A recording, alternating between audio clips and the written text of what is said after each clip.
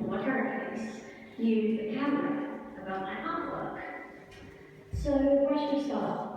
Well, let's start with your most obvious thing. My artwork is about Clockwork Humans, aka steampunk work, and cyborgs. Hence my cyborg makeup here, and also my steampunk Clockwork Human makeup. So, to answer a few questions, why did I choose the theme of Clockwork Humans and Cyborgs? I kind of got the inspiration mainly from the summertime projects that we got set, and I looked at the artist Elizabeth Price. Now, Elizabeth Price creates work, well, the one that I inspired the most by. She takes like Renaissance style buildings and like museums and churches and things like that, then recreates and digitalizes them and creates like almost like a digital version of them. And there's only a minute part of her work that she does this in, but that's something that really inspired me. So I took a lot of influence and a lot of work based on hers. Another reason why I've been doing, and I am doing Clockwork Humans and Cyborgs, it's because of my personal experiences. And I know a lot of my work is based on personal experience, and I did try initially when I started this project not to be involved with my personal experiences or make it very personal to me. It was very unintentional, but I kind of felt like this is more of a stronger point for me to work with. If you read my blog, I've basically explained quite a lot in detail what happened to me in my past experiences to why I've been creating work about this. Now, I'm not ashamed of what's happened anymore, and I've come to terms with it all. I've had counselling, I'm currently going through CBT, which is cognitive behavioural therapy, to which I can use to help me process everything that's happened, and therefore why I'm I guess a bit more relaxed with all of this and kind of accepted the fact that this has happened. But sorry, I really don't care anymore. Like, I've reached a point where I don't care, so if someone asks, I will talk about it. So let's start off with the basis of my work to give you an idea of the background I to why it's going to lend up through to my work now.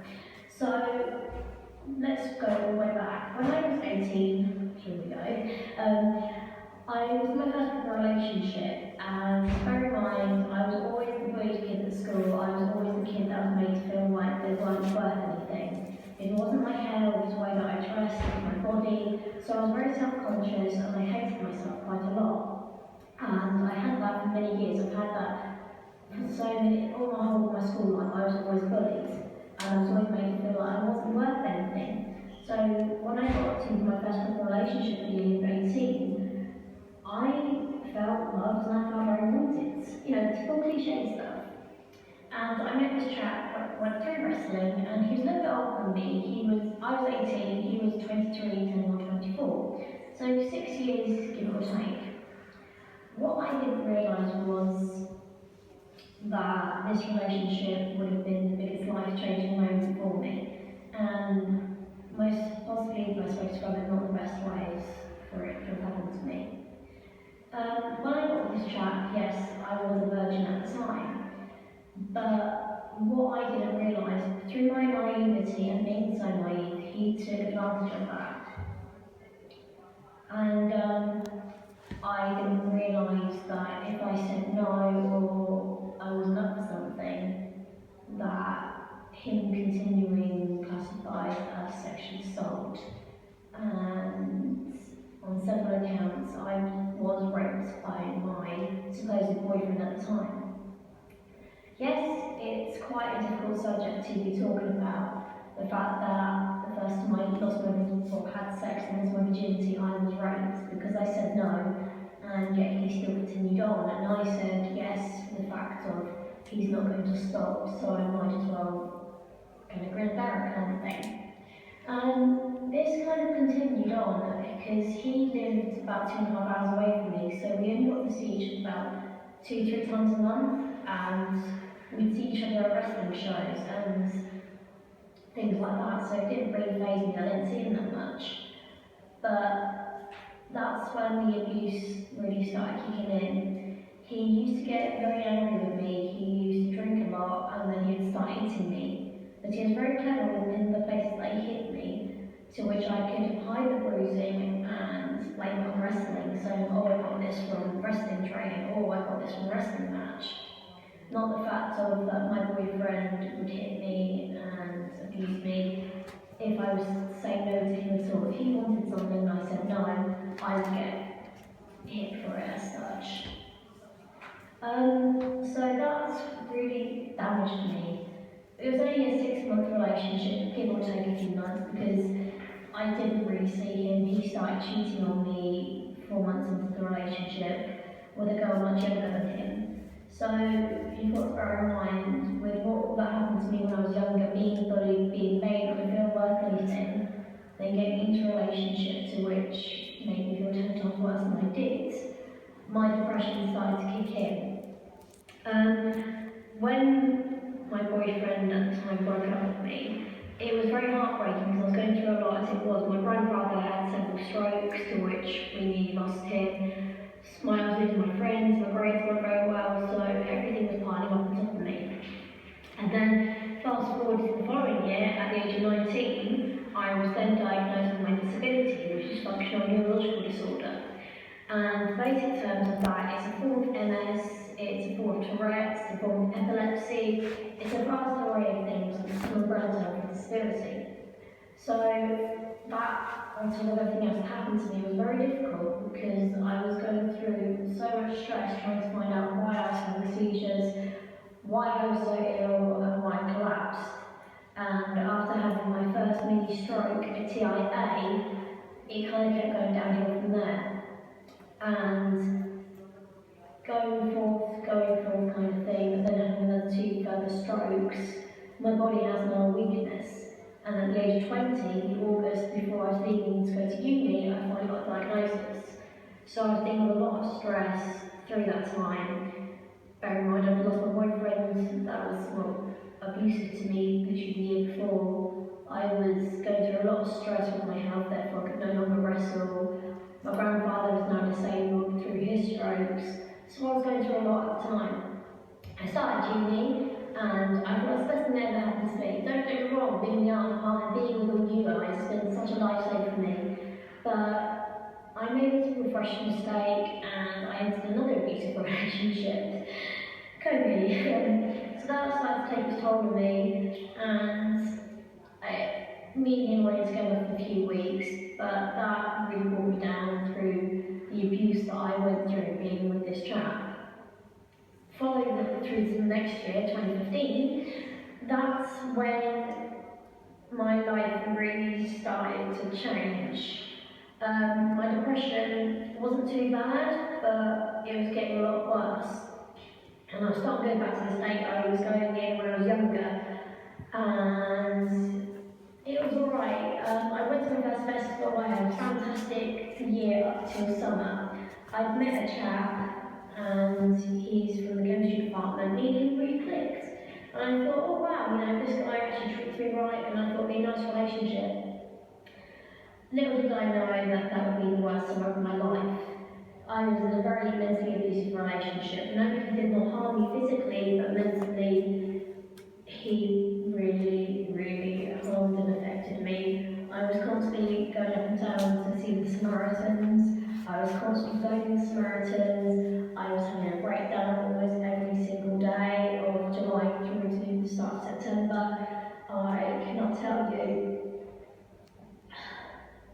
the amount of times that I had considered taking my own life and committing suicide just to end the pain.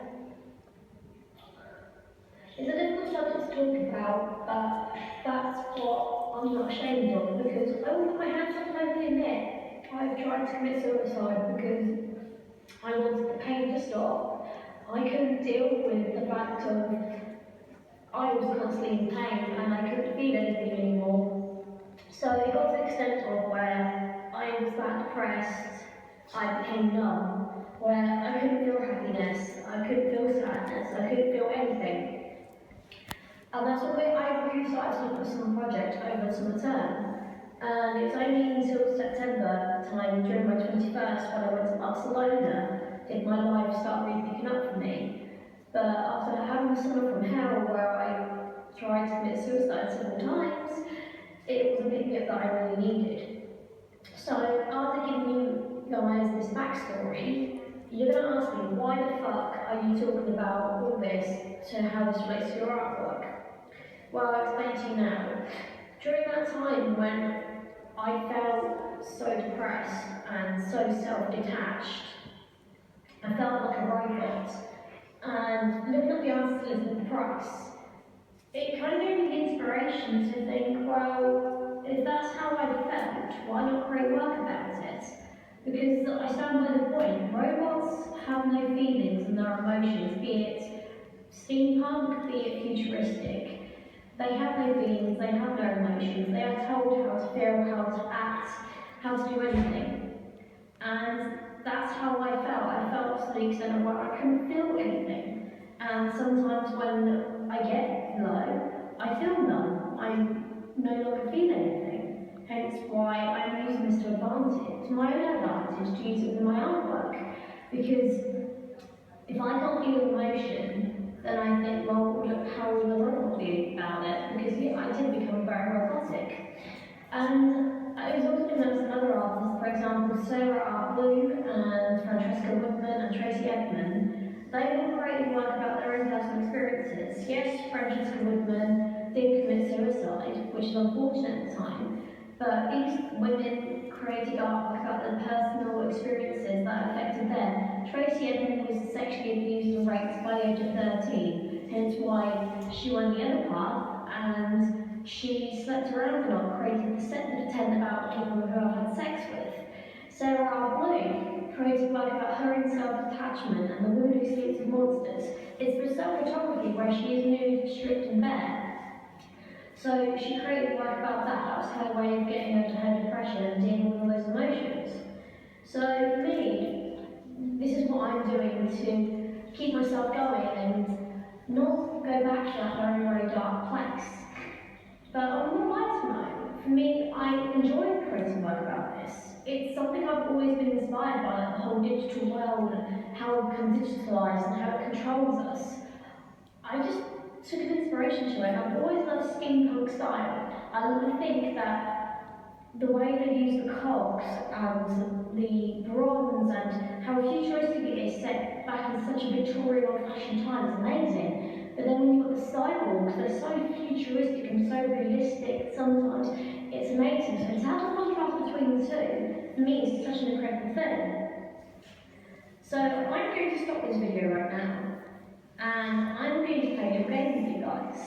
After giving you this backstory, you see that piece of paper I've given you before I start this presentation? On there, there's the name and the title and possibly a link to a video. Now, if you've got your mobile or tablet device or anything like that that connects to the internet, do me a favour, type in this name and a link, preferably, but go onto YouTube and I want you to type in this name of this video. And therefore, we will continue on from there.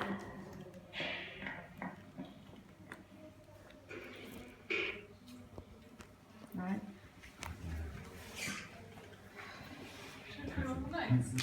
If you want, it's up to you. Clockwork Humans And Cyborgs. You have two. I have two. That's fine. It's the same video. It's fine. Okay, perfect. And if you guys can't Are they all the connect, same? all the exact same. And let me know. Ideally, you will want to watch it at the same time. Oh dear, has this have a background? Okay. Humans Are you and fitting in Cyborgs. this? I can't tell. And you want the one that says for the audience. Clockwork.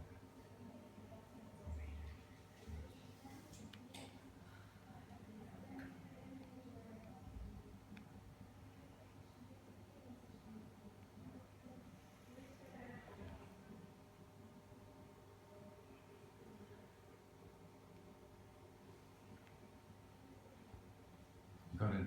No, just a second. Sorry. No. Error loading. Alright, I found it. Which one do we watch? You want the one that says for the audience. This one's the top one's for the audience.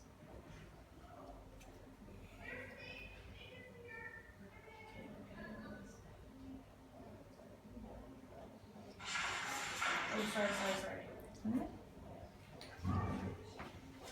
It's up to you guys. You can either play it separately and have the mixed sounds, or you try and play it together. If you all play it separately, keep the volume down a bit so the others can hear.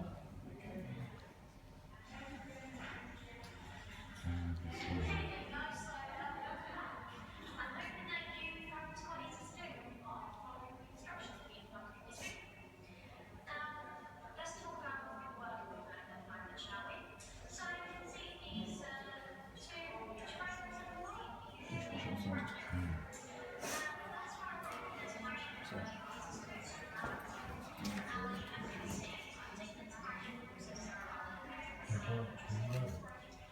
It's coming. Quite a lot.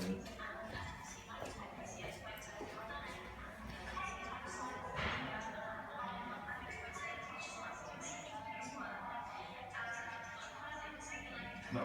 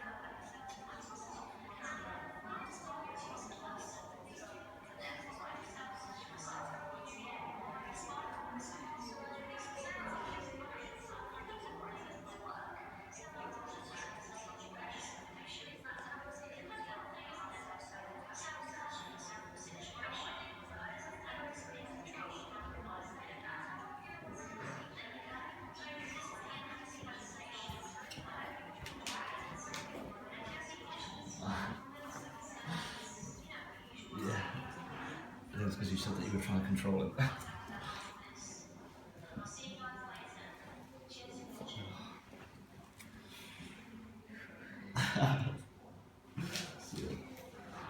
I get a tissue quick? Of course.